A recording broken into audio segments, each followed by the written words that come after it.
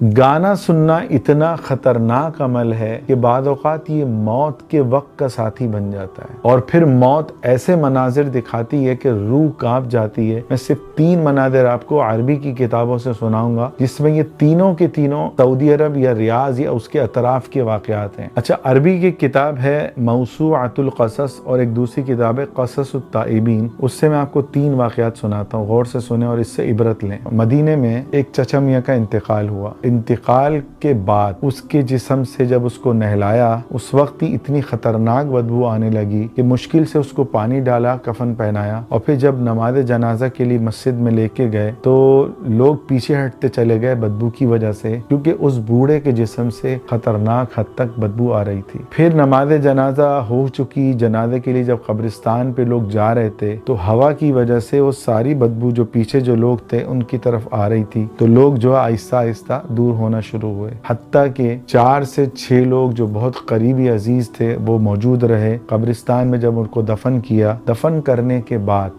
वो चारों कहते हैं कि हमारे जिस्म से कई दिन तक वो बदबू आती रही जो हमने उस मुर्दे के जिस्म से हमने महसूस की, और हमें खाना खाते हुए भी ना उस बदबू की वजह से उल्टी हो जाती। उसके बेटे से पूछा गया कि तुम्हारे वालिद के जिस्म से, देखो अल्लाह ये मनाजिर कभी कभी दिखाता है, इसलिए हदीस में आता है अगर अल्लाह अज़ाब क़ब्र को दिखा दे तो तुम जो है अपने मुर्दों को, अल्लाह के नबी की हदीस है, कब्रिस्तान में दफन करना छोड़ दो। तो अल्लाह कभी कभी ये इबरत के मनाजिर दिखाता है। तो उसका बेटा कहने लगा मेरे अब्बा जो है जिंदगी जैसे तैसे गुजरी, मौत के वक्त कसरत से जो है ना वो गाने सुनते और गाने सुनने की ऐसी लत पड़ी हुई थी कि मैं कुरान की कैसेट लगाने की करता तो मेरे वालिद साहब गुस्सा करते, मुझे डांटते, और बस गाना सुनने की उनको ऐसी आदत पड़ गई कि बाद पूरा दिन जो है वो गाना ही सुनते रहते और बिस्तर में वो पड़े रहते थे। बुढ़ापा था, न कुरान न जिक्र न तिलावत। तो मौत के वक्त भी मैंने कोशिश की कि मैं कैसेट लगाऊं कुरान की, तो मुझे सख्ती से डांटा और गाना सुनते सुनते उनकी मौत आई। क़ससुत ताइबीन में लिखा है कि रियाज में एक सरकारी जो है गुसल खाना था जहाँ मैयत को नहलाया जाता, कफन पहनाया जाता। तो एक नहलाने वाले शख्स का बयान है कि मैंने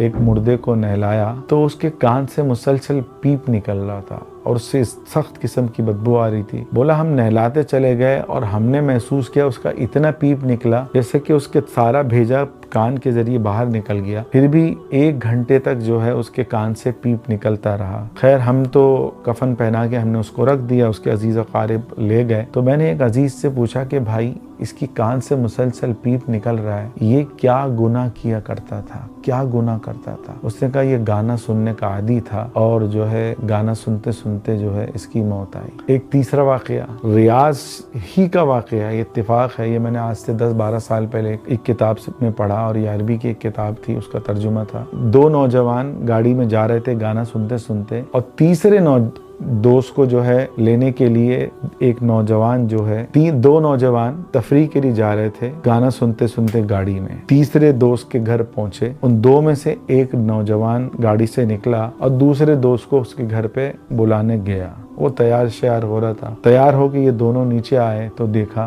कि इनका दोस्त रियाज का रहने वाला, मक्के मदीने की कुर्बत वाला अरब नौजवान गाड़ी में गाना चल रहा है और उसकी मौत आ चुकी। आज कितने ऐसे मेरे सामने वीडियोस हैं कि दूल्हा दुल्हन गाड़ी में गाना चलते हुए आ रहे हैं और जो है एक्सीडेंट हुआ, खतरनाक ब्लास्ट हुआ और वो जल के मर गए। और फिर मोबाइल से जो सबूत मिले कि वो गाना सुनते सुनते जो है वो आ रहे थे और गाड़ी का एक्सीडेंट हुआ और इस हाल में उनकी मौत आई। ये हमारे पंजाब का वाकया है। तो मेरे अजीजों, हम गाने को मामूली अमल समझते हैं। हदीस में आता है अल-गिना युंबितुन निफाक फिल क़ल्ब, गाना दिल में मुनाफिकत के जज्बात को उभारता है। क्या मतलब है? गाना सुनने से दिल और दिमाग पे इतनी नहूसत आ जाती है कि बंदा अल्लाह का बागी बनना शुरू हो जाता है। फिर उसको नमाज का कहें, वो कहता है मौलवी साहब मुझे सब पता है। उसको कहें कि तुम जो लड़कियों से चक्कर चलाया हुआ है उससे बचो, वो कहता है मुझे सब पता है। सब पता है करते करते उसको मौत आ जाती है और शैतान